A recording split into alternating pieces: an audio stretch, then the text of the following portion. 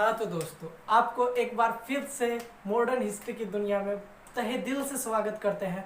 और आज अपना टॉपिक है नॉन कॉरपोरेशन मूवमेंट। बहुत ही शानदार टॉपिक रहने वाला है, बहुत ही मजा आने वाला है पढ़ने में। और आप सबको बता दूं कि नॉन कॉरपोरेशन मूवमेंट को महात्मा गांधी ने स्टार्ट किया था और क्यों किया था, ये सब अपन डिस्कस करते हैं। चलो, तो इससे पहले आप सब्सक्राइब कर दो चैनल को और फिर देखते हैं अपन अपने टॉपिक को।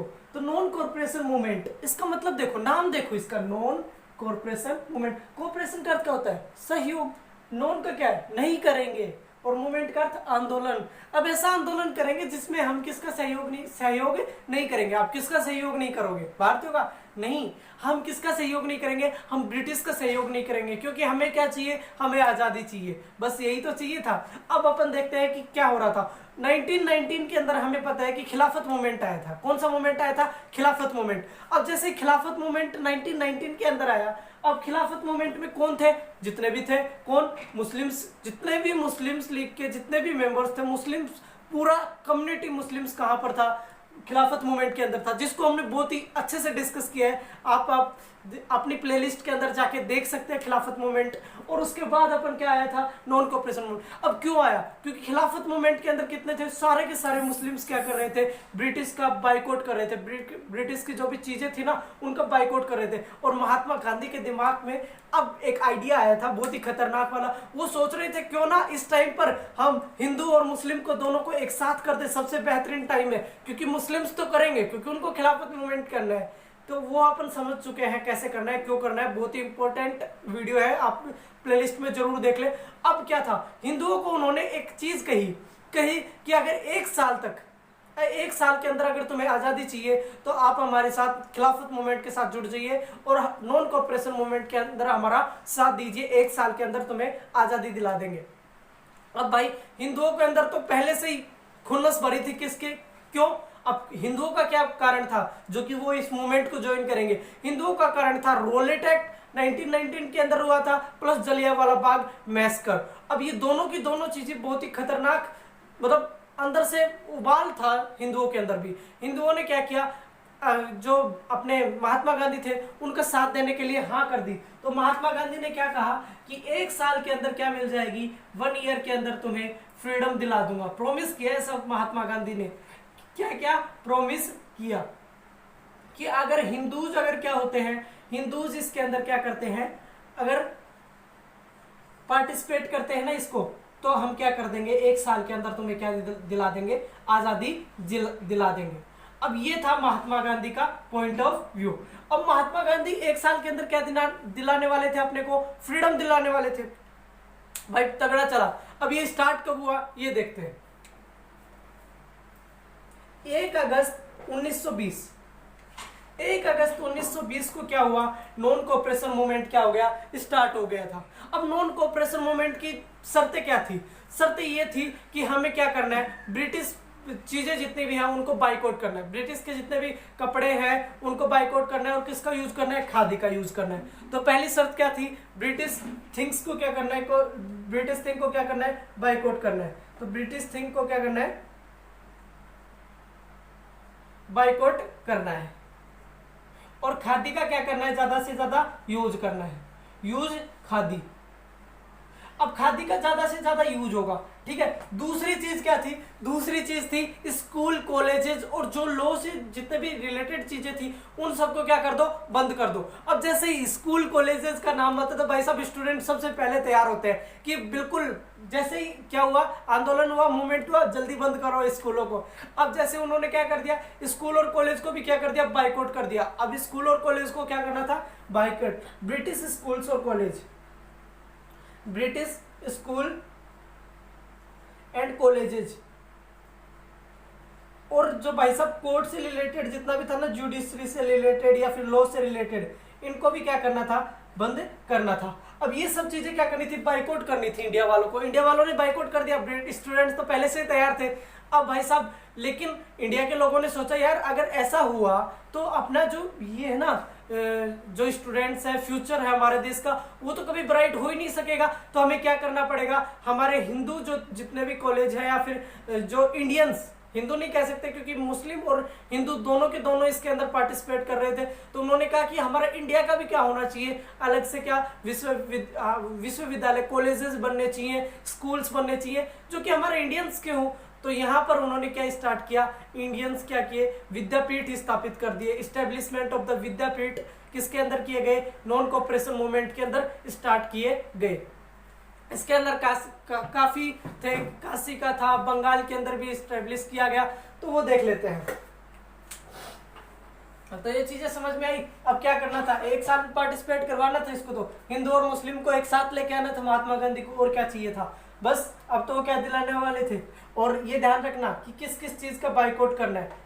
ब्रिटिश थिंग्स बाइकआउट, ब्रिटिश की सभी चीजों को, खादी को यूज करो।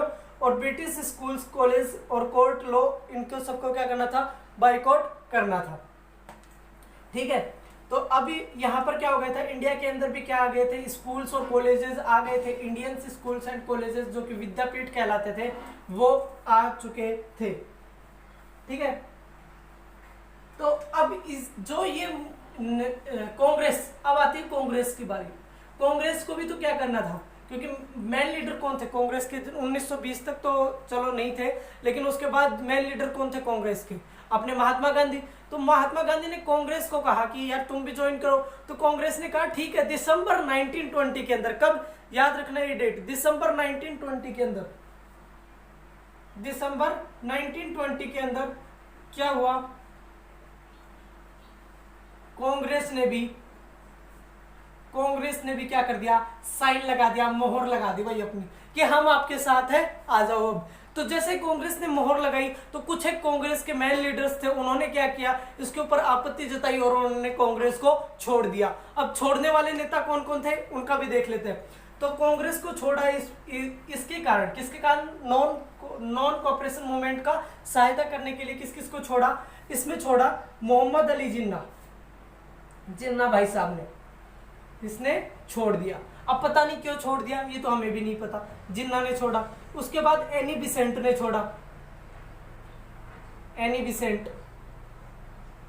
और उसके बाद एक और जो कि कौन थे, एनी बिसेंट ने छोड़ा, और अपने बिपिन चंद्रपाल।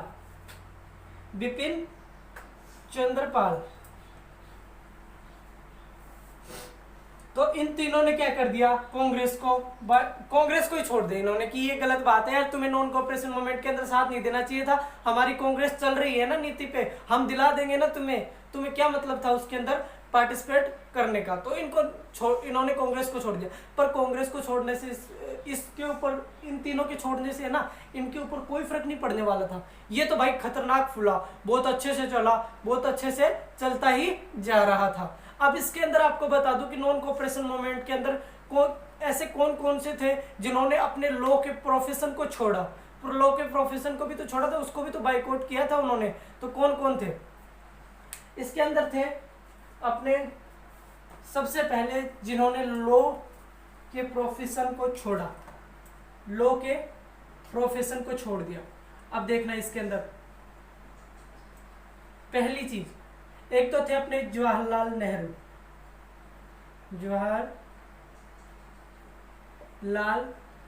नेहरू।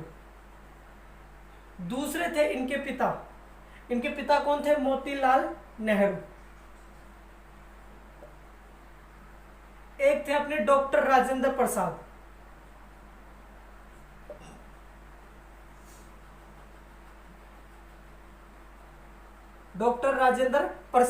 अब इन लोगों ने क्या किया, अपना जो लॉ की डिग्री थी, लॉ का काम कर रहे थे ना ब्रिटिश के अंदर रह के, ब्रिटिश के अंडर में, उस सबको क्या कर दिया, छोड़ दिया। एक अपने CR दास भी थे, चित्तरंजन दास जिसे बोलते हो आप। तो ये चार कैसे थे जिन्होंने अपने लॉ को क्या कर दिया, लॉ की जो प्रोफेशन था उसको छोड़ दिया। और सबसे बड़ी बात जो आपको याद रखनी है, अपने जितने भी टाइटल्स दिए गए थे ना अंग्रेजों के द्वारा, अवार्ड और टाइटल्स, उन सबको भी क्या करना था, वापस रिटर्न करना था। किसको, भारतीयों को। क्योंकि यार अब हर चीज को बायकॉट कर रहे हैं तो उनका भी करना पड़ेगा ना। तो याद रखना, बहुत बार पूछा जाता है कि रविंद्रनाथ टैगोर को नाइटहुड की उपाधि मिली थी, आपको पता ही है 1913 के अंदर। तो वो उन्होंने कब छोड़ी, तो तो नाइटहुड की उपाधि यहीं पर छोड़ी गई थी, किसके द्वारा? रविंद्रनाथ टैगोर के द्वारा, रविंद्रनाथ टैगोर के द्वारा। तो याद रखना नॉन कोऑपरेशन मूवमेंट के टाइम पे ही छोड़ी गई थी। तो ये क्या था, जिन्होंने अपने लॉ प्रोफेशन को छोड़ दिया था। बहुत सारी कॉलेजों का, विद्यापीठ का क्या हुआ था, इस्टेब्लिशमेंट हुआ था, जिसके अंदर काशी भी था, बंगाल के अंदर भी हुआ था। मतलब जगह जगह पे क्या हुआ, जो कि स्टूडेंट्स के लिए क्या किया गया, विद्यापीठ का भी क्या किया गया, आरंभ किया गया, स्टार्ट किए गए। तो अब थोड़ा सा क्या था कि हमें फ्यूचर को भी ब्राइट करना, हमारे देश के भविष्य के बारे में भी सोचना है। तो ये क्या था, नॉन कोऑपरेशन मूवमेंट। लेकिन अब नॉन कोऑपरेशन मूवमेंट पीक पर था 1922 के अंदर। तो भाई साहब जितने भी लीडर्स थे, कांग्रेस के जितने भी लीडर्स थे, सभी को, कांग्रेस के प्लस जो जितने भी इसको लीड कर रहे थे, उन सभी को अंग्रेजों ने उठा के कहां पर डाल दिया, जेल के अंदर डाल दिया। छोड़ के किसको? महात्मा गांधी को। अब जितने भी जेल के अंदर पड़े हुए थे ना, जितने भी लीडर्स जेल के अंदर थे, उन्होंने कहा महात्मा गांधी को, यार तुम अब बाहर हो, देखो हम सब तो अंदर हैं, तुम अब बाहर हो, अब तुम ही ये कैसे हो, अब तुम्हें स्टार्ट कर देना चाहिए, तुम्हें अपना गियर चेंज कर लेना चाहिए। अब इसी गियर में गाड़ी चलती रहेगी ना, कोई मतलब नहीं है। आपने 1 साल का नाम लिया था, हम आपको आजाद करा देंगे, कोई मतलब ही नहीं हो रहा है इसका, तो आजाद तो हम हो ही नहीं रहे। तो उन्होंने क्या कहा कि आप गैर बदलो, हमें नहीं पता, अब आपको गैर बदलना ही पड़ेगा, हमें आजाद कराना ही पड़ेगा। तो महात्मा गांधी ने सोचा ठीक है भाई। महात्मा गांधी ने 1 फरवरी 1922 को सिविल डिसोबीडियंस मूवमेंट की क्या कर दी थी, घोषणा कर दी थी। 1 फरवरी 1922 को सिविल डिसोबीडियंस मूवमेंट की क्या की गई, अनाउंसमेंट कर दी गई।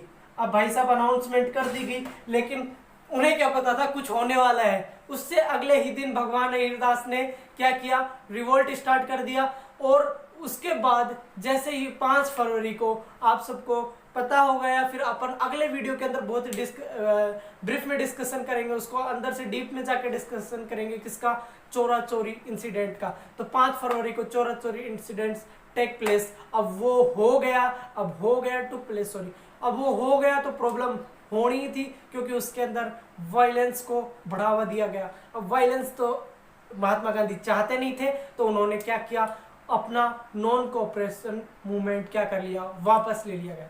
तो ये था अपना बहुत ही बेहतरीन सा छोटा सा टॉपिक, नॉन कोऑपरेशन मूवमेंट। अगर आपको मेहनत पसंद आ रही हो तो सब्सक्राइब कर दीजिए, और अपना अगला वीडियो चोरा चोरी इंसिडेंट इससे भी बेहतरीन होगा।